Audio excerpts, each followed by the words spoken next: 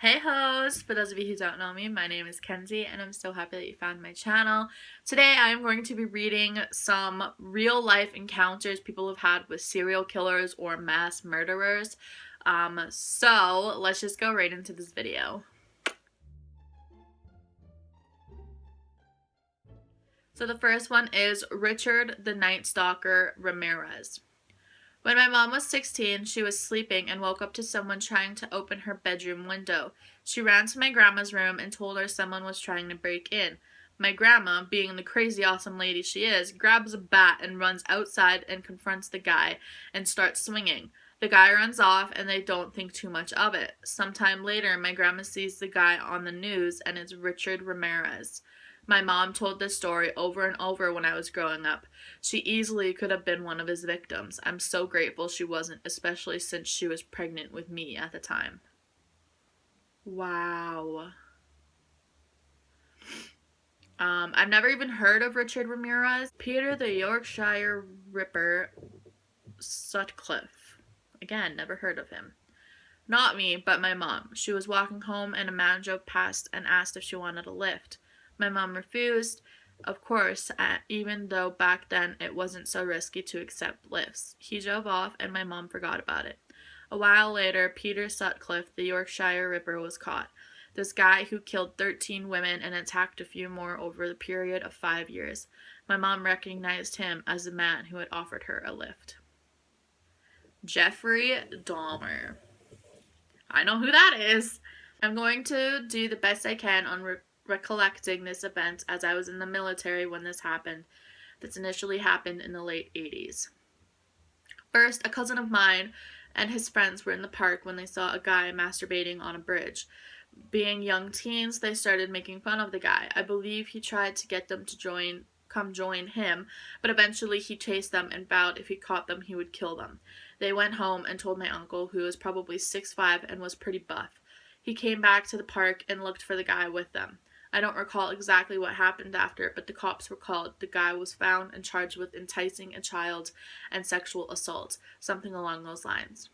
As my aunt told me, in 1991, she and my uncle started getting calls from reporters. They were asking about charges against a man in the news, if his name was familiar, and what occurred with their sons. You see, my aunt and uncle and their 3 kids lived in West Allis, Wisconsin at the time. The guy my cousin and his friends ran into was none other than Jeffrey Dahmer. Cousin ended up on an episode of the Phil Donahue Show with Tracy Edwards, the guy who was intended to be a victim but escaped and ended up getting Dahmer caught. John Wayne Gacy. I'm from the Chicago area and my family grew up in the city. My dad's friends was offered a ride by John Wayne Gacy, but he declined. And my art teacher was in Boy Scouts with his last known victim. He even put up missing child signs and everything. Oh, and my aunt once lived down the street from Ted Kaczynski, the Unabomber, before he went to live in the woods. Moral of the story, stay away from Illinois. This didn't happen to me, but it actually happened to my father. During the 70s, I believe when he was in his late teens, early 20s, he was walking home from work late at night in the middle of winter in Chicago. A car pulled up alongside him and with a very distinctive voice said, "Hey, do you need a ride somewhere?" My dad replied no and kept walking. He walked a few more steps and the car pulled up next to him again and the man inside said, "Are you sure you don't need a ride? It's really cold out and I don't mind dropping you off somewhere." My dad replied again, "No, but thank you anyway." The car drove off and my dad didn't think much of it until a few months later when he was watching the news and heard that very distinctive voice again, once again. The man who offered him a ride was John Wayne Gacy, one of the most notorious, brutal serial killers of all time, killing and sexually assaulting around 33 men in the 70s. When my dad heard on the news that they had caught the killer and that it was indeed the man who offered him a ride that one night, he couldn't believe it. He had literally looked in the face of death. Ed Gein. My grandpa's aunt bought meat from Ed Gein and served it to the family on more than one occasion. It was probably normal meat, but super creepy still. Apparently, he was just a loner guy in town, but not threatening or anything. Other than he was. Ted Bundy. There's so many with Ted Bundy. My next door neighbor's friend worked at a ski resort. There was this really regular guy.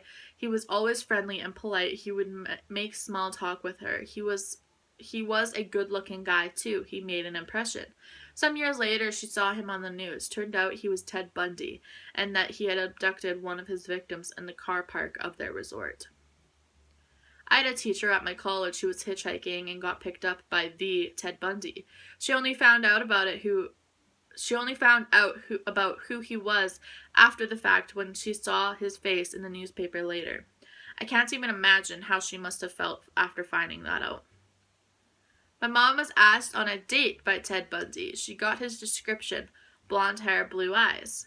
She was studying law school at the time. Fortunately enough for her, she was dating her current ex-husband at that time. My mom gave Ted Bundy a ride. She was young and blonde and very pretty.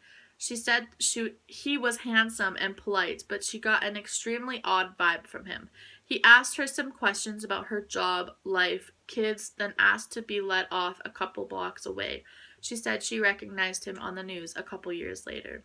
Robert Pickton. I want to do a video on Robert Pickton because my cousin actually worked in the same facility that he resides in. And a lot of people from there's not a lot, but 2 people from my hometown, their relatives were victims of Robert Pickton. So, when I was a kid, around 10 or 11, my dad and I would go to livestock auctions on weekends. We always saw a lot of the same people, and I remember seeing this guy every single time. I remember him because he was just so gross. He had greasy looking hair that was balding on top, and that it was thin and shoulder length. Dirt stained clothes, and he sat in front of us all the time, and he had plumber's butt. Sometimes he would make small talk with my dad if he was near us in the pay line for coffee, and I don't remember any of the conversations, but I remember him just being a creepy guy. Anyways, fast forward a few years and we were watching the news and this guy's picture shows up. My mom turned the TV up and she was so baffled because she also recognized him. She went to school with him and was good friends with his sister. It was Robert Pickton. For anyone who isn't familiar, he is from Port Coquitlam, BC, Canada, and he is Canada's biggest serial killer. He admitted to killing 49 sex workers and feeding the remains to his pigs. I'm going to end this video there because that is one of the, I don't know, I've always been intrigued by Robert Pickton. The Criminal Minds show has a show dedicated to him. Actually, 2 shows dedicated to him. My cousin worked in the same facility. There's 2 people in my hometown that I know of that their relatives were victims of his. It's just so bizarre. So, that is where I'm going to end today's video. I hope you did enjoy. I post videos every single day in the month of October, so I hope you subscribe so you never miss a video, and I will see you in the next one. Bye.